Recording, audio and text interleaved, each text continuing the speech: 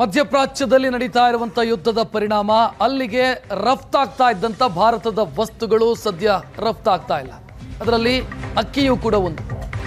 ಭಾರತದ ಬಾಸುಮತಿ ಮತ್ತು ಸೋನಾ ಮಸೂರಿ ಈ ಅಕ್ಕಿಗೆ ಕೊಲ್ಲಿ ರಾಷ್ಟ್ರಗಳಲ್ಲಿ ದೊಡ್ಡ ಮಟ್ಟದ ಡಿಮಾಂಡ್ ಇದೆ.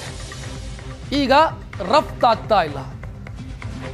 25 ಟನ್ನಿಗೂ ಹೆಚ್ಚು ಅಕ್ಕಿ ಒಂದು ಜಿಲ್ಲೆಯಲ್ಲಿ, ಯಾದಗಿರಿಯಲ್ಲಿ. ಇದರಿಂದಾಗಿ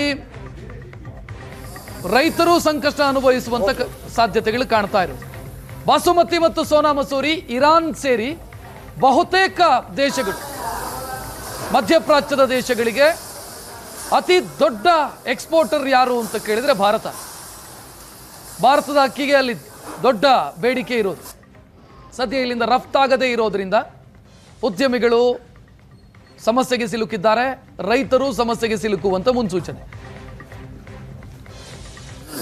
ಮಧ್ಯಪ್ರಾಚ್ಯದ ಇರಾನ್ ಮತ್ತು ಇಸ್ರೇಲ್ ಮಧ್ಯೆ ಯುದ್ಧ ಮುಂದುವರಿದ ಪರಿಣಾಮವಾಗಿ ಇದರ ಎಫೆಕ್ಟ್ ಯಾದಗಿರಿಯ ರೈಸ್ ಮಿಲ್ಗಳ ಮೇಲೆ ತಟ್ಟಿರುವಂಥದ್ದು. ಸದ್ಯ ನಾನು ಯಾದಗಿರಿ ನಗರದ ಹೊರವಲಯದಲ್ಲಿ ಬರುವಂಥ ರೈಸ್ ಮಿಲ್ನಲ್ಲಿದ್ದೀನಿ. ಇಲ್ಲಿನ ದೃಶ್ಯವನ್ನು ನಿಮ್ಮ ಮುಂದಿಡ್ತಾ ಹೋಗ್ತೀನಿ.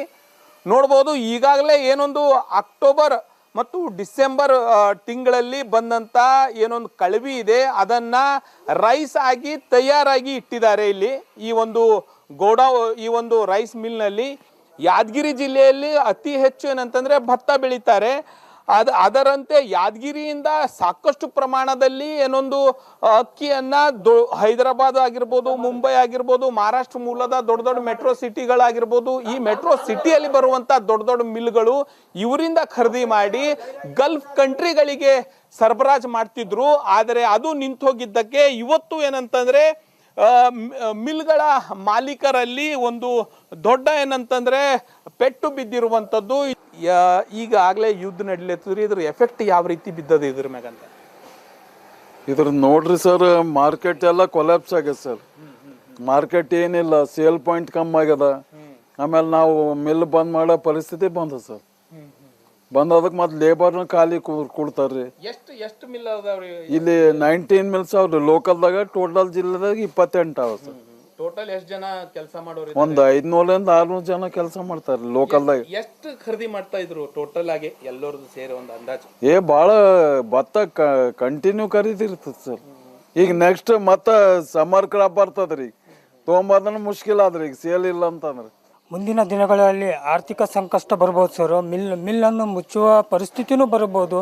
ಮತ್ತು ಲೇಬರಿಗೂ ನಾವು ಪೇಮೆಂಟ್ ಮಾಡೋದು ಭಾಳ ತ್ರಾಸ ಆಗ್ತದೆ. ಮತ್ತು ನಾವು ಬ್ಯಾಂಕಿನಲ್ಲಿ ಕೋಟ್ಯಾನುಗಟ್ಟಲೆ ಹಣ ಲೋನ್ ತೊಗೊಂಡಿರ್ತೀವಿ ಸರ್. ಟರ್ಮ್ ಲೋನ್ ತೊಗೊಂಡಿರ್ತೀವಿ, CC ಲೋನ್ ತೊಗೊಂಡಿರ್ತೀವಿ. ಅದನ್ನು ಬಡ್ಡಿಯನ್ನು ಹೊರೆ ಆಗ್ತದೆ ಸರ್ ನಮಗೆ.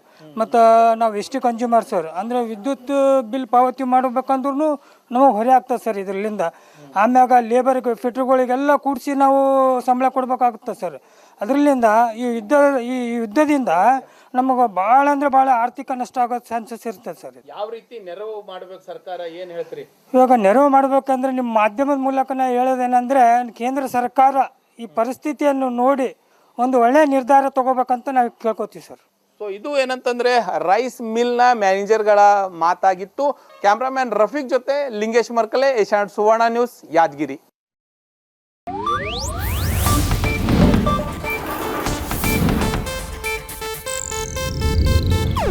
ಇದು ಏಷ್ಯಾನೆಟ್ ನ್ಯೂಸ್ ನೆಟ್ವರ್ಕ್ ಪ್ರಸ್ತುತಿ.